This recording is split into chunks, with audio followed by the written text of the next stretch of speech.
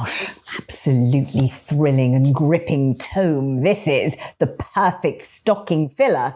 And I assure you, if you purchase this, your stocking will be filled and filled in a way that you will thoroughly enjoy. Welcome, welcome, welcome to episode 6 of With Love, Vanessa, the festive episodes. Rudolph the red-nosed reindeer. How many more reindeer do we want to have to think of at Christmas? I say, leave the reindeer to their own devices and instead focus on the unsung animal Christmas heroes. Who am I talking about? Of course, I'm talking about the Christmas camels. Who, you may be thinking, you're thinking now, who are the Christmas camels? But if you know your onions, you will know perfectly well that the 3 kings of Orientar rode into Bethlehem aboard 3 delightful camels, very, very similar to the one I'm currently showing you. Does anybody ever celebrate the efforts of the Christmas Carol? And you're thinking, yes, there is one person, Vanessa, the poet T.S. Eliot. In his poem, The Coming of the Magi, he talks about the 3 poor beleaguered camels. He calls them the camels. Galled, which means chafed from that saddle that was bumping up against their spines all the way from Orientar to Bethlehem. They are galled, he calls them. He calls them sore-footed. He calls them refractory, which means obstinate, disobedient. He writes of the camels. He writes from the perspective of the 3 unsung, beleaguered Christmas camels. Now, what would I like to do to compensate the camels for all the attention consistently, and in my opinion, erroneously focused upon reindeer? I would like to compensate them by making them a beautiful Christmas vista in this lovely, rustic, straw-lined, manger-evoking Christmas dish. And how am I going to do this? Well, we've heard about reindeer chow, which is reindeer food. What I would like to do is replicate the droppings of the refractory, galled and sore-footed T.S. Eliotic camels. And this is how I'm going to do it. I'm going to place the camel.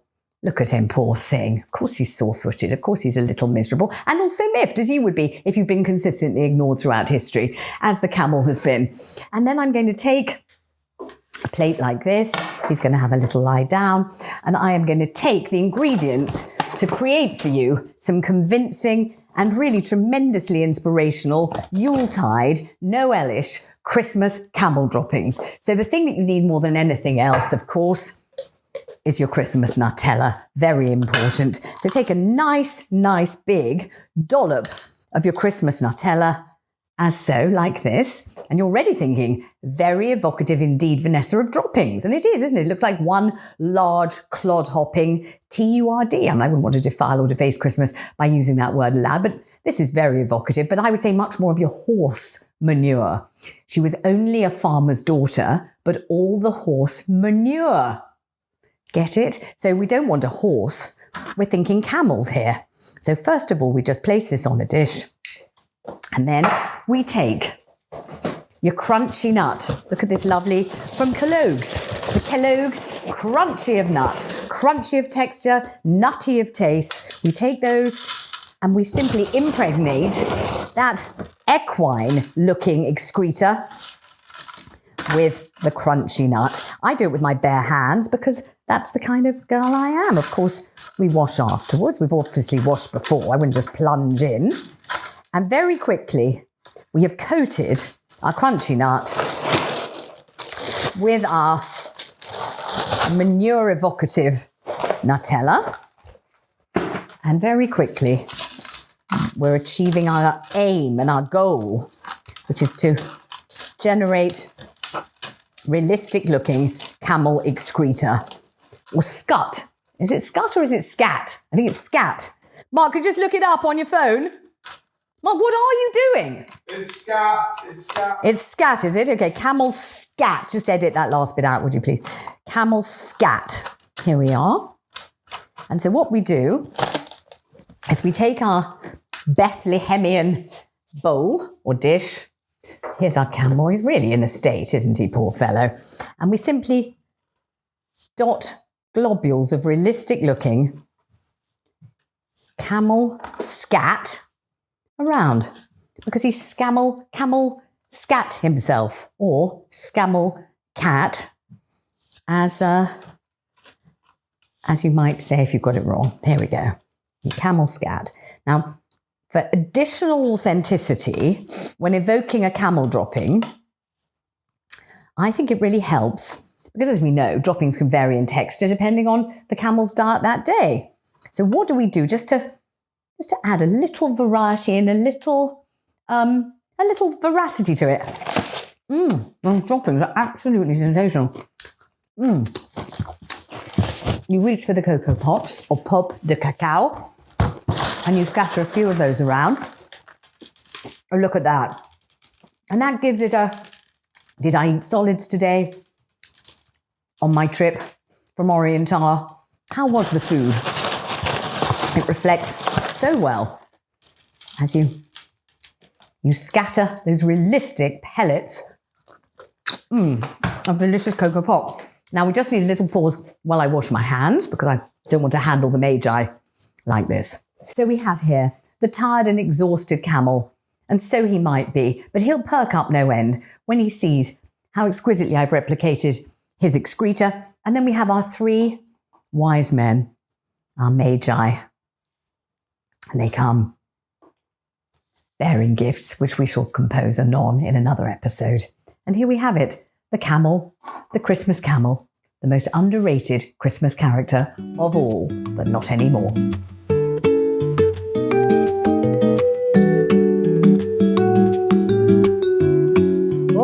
Oh, wait a minute, Mr. Postman. Thank you so much, Mr. Postman, for delivering my Christmas cards. I must share with you an important Christmas aperçu. This is very, very important. Please do not risk indiscretion or even social alienation and excommunication by failing to heed my advice. So this is a delightful Christmas card that I received only this morning. You will see a charming Christmas tree on the front. Inside, you will see what you must do, and that is you must redact your Christmas cards. This one says Vanessa. This is the House of Lords insignia saying House of Lords. This says Season's Greetings, and this says, and a Happy New Year, love, Lord, kiss, kiss. Now, which lord, which peer of the realm has sent me this elevated and illustrious Christmas card? And the answer is, I'm not telling you. Now, will I leave this on my mantelpiece for guests to browse through at their casual ease and pleasure? I most certainly will. Will I leave the House of Lords insignia visible? Of course I will, yes, House of Lords. Will I leave the word Lord visible? I most certainly will. Otherwise, how will anyone know that a peer of the realm has sent me a Christmas missive wishing me the season's greetings, even with a personally appended kiss? Obviously, I leave the crucial facts available and open to anyone who cares to leaf through my cards, but redact the name, redact the name, redact the name. The signature is redacted, so is the name. Very, very important. And in brackets, should you not receive any cards from the great, the good, the famous, and the infamous, the royal, the fallen royal, should you not receive any, my tip is do a little bit of redacting anyway, even if it only says Aunt Flo from the corner shop. Redact, take a nice black pen, redact, and people will suspect that in fact the card is from Bradley Walsh, the card is from Melania Trump. I mean, maybe you just leave the word and just redact the M and the P that you yourself have written. But either way, redact all Christmas cards, then leave them for the perusing pleasure of your guests and visitors.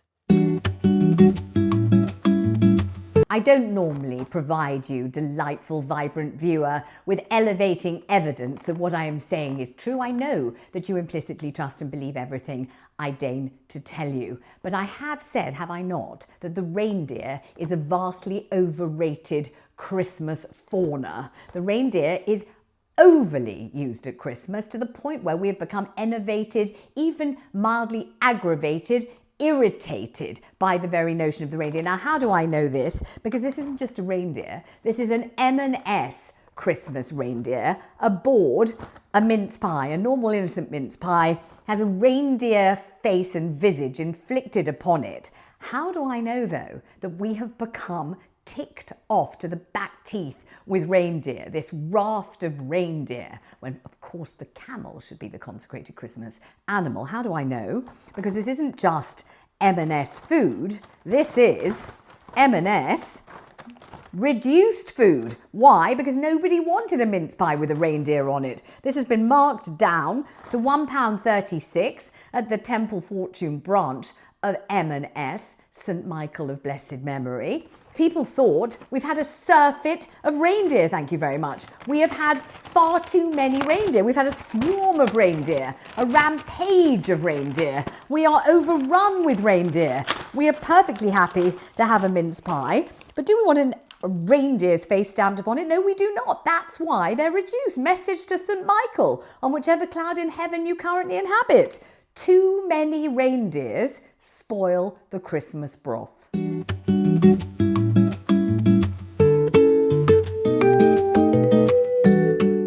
Wishing you a very happy crafting Christmas. Now, this is a basic polystyrene garland or wreath. And to that end, add what you feel matters most to you and make a wreath that is personalized, that you feel emotionally involved with, and that you know would uplift and elevate everybody else's Christmas. So I am going to append to this things that are very, very dear to me. So the very first picture I'm going to choose is me with the beautiful Alex Jones. I feel that nothing says Christmas more than the one show, Alex Jones and me. So you will see that already it's beginning to take on a personal hue. Already it's taking on a certain essence of celebrity. Already my very basic wreath is elevated. So I'm going to add to that myself on the stage in the West End in Mamma Mia, starring in a stellar all-celebrity production of Björn's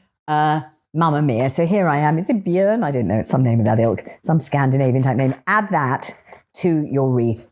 And look at that. Alex Jones, the West End stage, and something very dear to me indeed. Myself. Let me add more. Much more. This is me at Sarah Cox's birthday party. It was called Sarah's Not 50th Party. And here I am, absolutely partying the night away. In fact, I danced almost every dance with the beautiful Alan Carr. Although he's not in the pictures, I'm not quite sure why.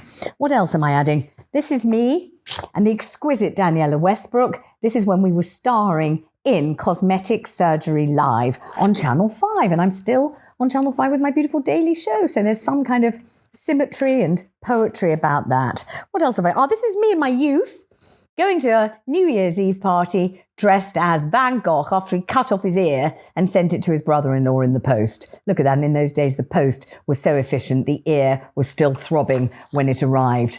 Let me make sure that that has pride of place on my Christmas garland. What else have I got? This is me presenting at the 2012 Olympics. Was I competing? No. But did I do a beautiful gold medal winning job of presenting? I certainly did. Certainly did. And if I show you how this is transpiring, look at this. Now you put that on a door near you and the adornment to your Christmas is complete. The secret is make sure that what you append to your wreath is what means most to you in the world. And in my case, that's myself.